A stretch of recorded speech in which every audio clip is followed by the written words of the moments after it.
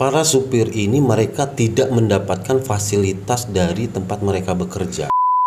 Mobil besar ya, ketika di jalanan mereka mau nabrak, mau ditabrak, selama ini yang terjadi mereka selalu dirugikan dan selalu disalahkan, ya kan, karena posisi mereka mobil besar. Proteksi jiwa ini kami bekerja sama dengan BPJS Ketenagakerjaan BPJS, untuk JKK dan JKM khususnya sesuai dengan Impres nomor 22 tahun 2021 ya kan, waktu tahun kemarin Bapak Jokowi menginstruksikan bahwa untuk program JKK JKM BPJS Ketenagakerjaan ini agar bisa dinikmati oleh masyarakat level bawah. Karena murah. Iurannya cuma 16.800 per bulan, tapi fasilitasnya kelas 1. Ada nggak titipan untuk pemerintah? Tentu ini akan menjadi semua organisasi ya, ormas, LSM itu punya tool, punya jargon dan lain-lainnya. RPBI ini apa gitu? Apa yang mesti harus dilakukan pemerintah supaya lebih optimal? Keinginan kami bahwa seperti diketahui adalah supir atau pengemudi itu adalah ujung tombak perputaran ekonomi negara.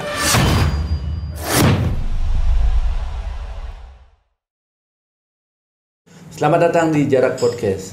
Pagi hari ini saya kedatangan tamu jauh-jauh dari Jakarta, yaitu ke Sekjen ya, RBPI, Rumah Berdaya Pengemudi Indonesia. Assalamualaikum, Sampurasun. Rampes. Nah, saya greeting dulu saudara-saudara Jarak di Indonesia ya. Siap. Om Swastiastu. Assalamualaikum warahmatullahi wabarakatuh. Salam sejahtera bagi kita semua. Salam kebajikan, namo buddhaya. Rahayu. Pagi hari ini saya bersama Pak Erwin selaku Sekjen daripada RPBI. Begitu jauhnya mereka datang ke Pulau Dewata untuk podcast dan bercerita tentang apa sih RPBI ini. Karena penting sekali ini kaum informal dan kaum yang memang masih harus diperhatikan. Ternyata beliau ketua umumnya adalah Ika Restiyanti, berkedudukan di Jakarta. Pak Erwin, bisa nggak saya dapat cerita sedikit kenapa sih ada RPBI ini, untuk apa, tujuan, misi dan visinya apa Pak Erwin? Ya, bisa dijelaskan sedikit. Oke. RBPI ini adalah Rumah Berdaya Pengemudi Indonesia. Ini berawal dari keprihatinan kami terhadap para profesi pengemudi yang ada di Indonesia yang masih jauh taraf kesejahteraannya, baik dari sisi keamanan, kenyamanan, dan taraf sosial di kehidupan mereka. Ya. Termasuk Gojek juga? Semua. Jadi kita lebih ke profesi. Pengemudi itu kan dari mulai roda 2 sampai roda yang terbanyak itu kan. Jadi kita lebih ke profesi gitu. Terus kalau di Bali itu sudah ada ya Pak? Sudah ada. Oh, ketuanya Pak Singgung kemarin tuh Pak Made ya? Made Surya. Oke. Ada sedikit sentilan Pak, bagaimana ini punya tujuan ke politik atau bagaimana ini kok datang berbondong-bondong ya. Tapi saya tidak menyinggung terkait dengan apa tujuan, terserah lah ya, apalagi berserikat berkumpul dilindungi oleh konstitusi. Ya, saya selalu mendukung itu karena itu dilindungi oleh pemerintah. RPBI ini sudah ada di seluruh Indonesia. Sebagian besar sudah ada perwakilan kami di beberapa wilayah di Indonesia ini, seperti di kalau Pulau Jawa hampir semua provinsi, terus di Sumatera, di Medan ya, Sumatera Utara, terus di Balikpapan, di Papua pun ada, di Nabire, dan selain di Bali terus ada di Sulawesi juga gitu. Nah, sebenarnya RBPI ini adalah suatu wadah yang menaungi para komunitas-komunitas pengemudi. Karena di Indonesia ini sekarang ini banyak sekali berjamur komunitas atau paguyuban dari pengemudi, misalkan ada paguyuban pengemudi truk apa, ada paguyuban pengemudi pribadi, ada paguyuban pengemudi logistik apa. Nah, kita di RBPI ini menaungi dari paguyuban-paguyuban tersebut, dan rata-rata mereka itu pekerja informal. Pekerja informal seperti apa contohnya? Pedagang kaki lima dan lain-lainnya itu apa gimana? Jadi karena di dunia pengemudi ini atau supir ini banyak sekali, khususnya di di dunia logistik. Para supir ini mereka tidak mendapatkan fasilitas dari tempat mereka bekerja. Mereka tidak dapat fasilitas di mana mereka bekerja. Sistemnya lebih banyak borongan. Part time lah kerjanya. Part time. Ya. Nah, jadi mereka tidak mendapatkan jaminan apa-apa. Gitu. Jadi itulah yang disebut informal. Jadi ketika mereka mengangkut barang, mereka dapat uang. Ketika mereka tidak jalan, mereka tidak dapat uang. Gitu. Dan dengan perusahaan pun mereka banyaknya bermitra. Gitu. Jadi tidak mendapatkan gaji tetap atau gaji bulanan. Outsourcing. Bukan. Modelnya part time itu yang tadi itu mitra, ya. Saat diperlukan itu ya. Betul. Sehingga ini yang belum dinaungi oleh ketika ada kiriman aja mereka bekerja, mereka dapat. Ya, memang masuk akal juga, apalagi di musim Covid ini baru buka suasana dan begitu ramainya, ya mungkin akan beralih ke ya normal lagi. Namun begini Pak Erwin, saya berbicara masalah Bali saja karena banyak komunitas yang ada. Supir-supir di Bali itu kan ada yang supir otomatis menjadi guide gitu ya. Nah, ada juga sudah komunitasnya. Dan mereka kebanyakan berhasil. Mereka banyak yang berpendidikan, banyak yang non pendidikan. Ya karena di Bali ini kan dunia pariwisata. Mengajak tamu, membawa tamu, pemerintah juga memberikan diskresi ini tidak begitu ketat sehingga mereka bisa beraktivitas mencari sesuap makan lah ya. Namun ada kendala ya, kalau memang ini ada organisasinya atau ada badan hukumnya, ini tentu akan diperhatikan oleh pemerintah RBPI ini gitu ya. Mungkin suatu hari saya akan minta keterangan atau wawancara sama Pak Made ya. Apa sih strateginya untuk Pulau Bali, karena khusus di pulau yang memang ke Pulau Dewa ya, Pulau Dewata yang harus senyum, harus menyapa bule-bule itu, sehingga bukan bule aja, semuanya mesti harus bersahaja. Nah, itu yang saya akan lakukan. Yang kedua Pak Erwin, langkah apa kira-kira ke depannya? Karena ini kan kalau sudah terbentuk ke seluruh Indonesia, tentu ada misi dan visi yang nasional untuk Negara Kesatuan Republik Indonesia. Kan mereka juga tidak selamanya jadi sopir begini kan. Nah, ini apa sih arah-arahannya biar mereka maju dan berdiri di atas kaki mereka sendiri? Langkah apa yang Pak Sekjen lakukan biar mereka itu bisa hidup? Mereka juga bisa hidup, tapi kalau part time kan susah Pak. Nah, langkah-langkah apa yang Bapak bisa berikan untuk mereka dan bergabung di RBPI ini? Baik. Sebenarnya gini, kami di RBPI ini lebih mengedepankan awal ini untuk pemberdayaan SDM. Seperti diketahui, mayoritas profesi supir di Indonesia ini SDM-nya bukan rendah, cuman mayoritas itu mereka berpendidikan rendah, ya kan?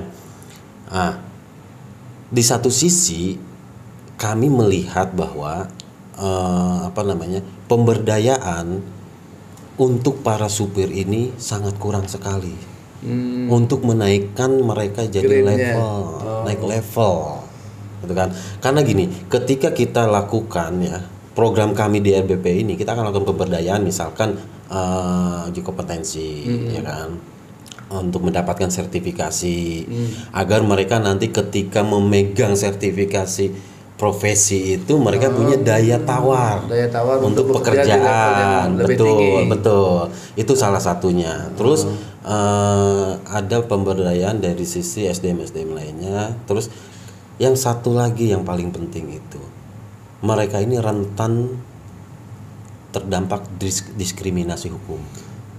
Seperti apa contohnya? Seperti apa? Gini, mobil besar ya, ketika di jalanan mereka mau ditabrak, selama ini yang terjadi mereka selalu dirugikan dan selalu disalahkan, ya kan? Karena posisi mereka mobil besar, gitu. Di sini kami melakukan satu program pendampingan hukum.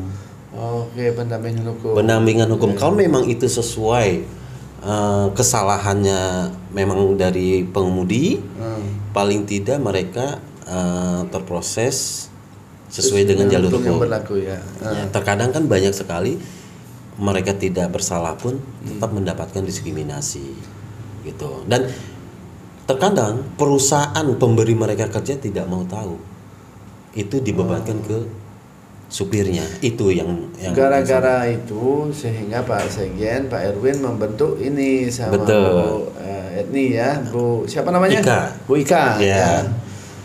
Mulia sekali cita-citanya Pak Erwin ini untuk membantu kaum di bawah. Satu lagi. Apa itu? Kami ada program proteksi jiwa. Seperti apa itu? Proteksi jiwa ini kami bekerja sama dengan BPJS Ketenagakerjaan BPJS, tadi. Untuk JKK dan JKM khususnya sesuai dengan Impres nomor 22 tahun 2021, ya kan? Waktu tahun kemarin Bapak Jokowi menginstruksikan bahwa untuk program JKK, JKM, BPJS Ketenagakerjaan ini agar bisa dinikmati oleh masyarakat level bawah. Karena murah. Iurannya cuma 16.800 per bulan. Tapi fasilitasnya kelas 1. Kelas 1. Oh iya. Nah, ini masih harus disosialisasikan, betul. Mas, presisi dengan. Dan ini khusus untuk pekerja informal, bukan hanya khusus pekerja. Bukan hanya supir aja. Pedagang, masyarakat yang tidak mempunyai gaji tetap. Wah, hebat RPBI ini. Nah, yang terakhir ya. Karena mulia sekali misi dan visinya RPBI ini. Ada nggak titipan untuk pemerintah? Tentu ini akan menjadi semua organisasi ya, ormas, LSM itu punya tool, punya jargon dan lain-lainnya. RPBI ini apa gitu? Apa yang mesti harus dilakukan pemerintah supaya lebih optimal organisasi ini untuk bergerak? Nah, apa yang mesti harus Bapak sampaikan kepada pemerintah supaya ini bisa berjalan lancar di seluruh Indonesia? Apa Pak Sekjen lakukan? Sampaikan lewat jarakpos.com kira-kira. Keinginan kami bahwa seperti diketahui adalah supir atau pengemudi itu adalah ujung tombak perputaran ekonomi negara.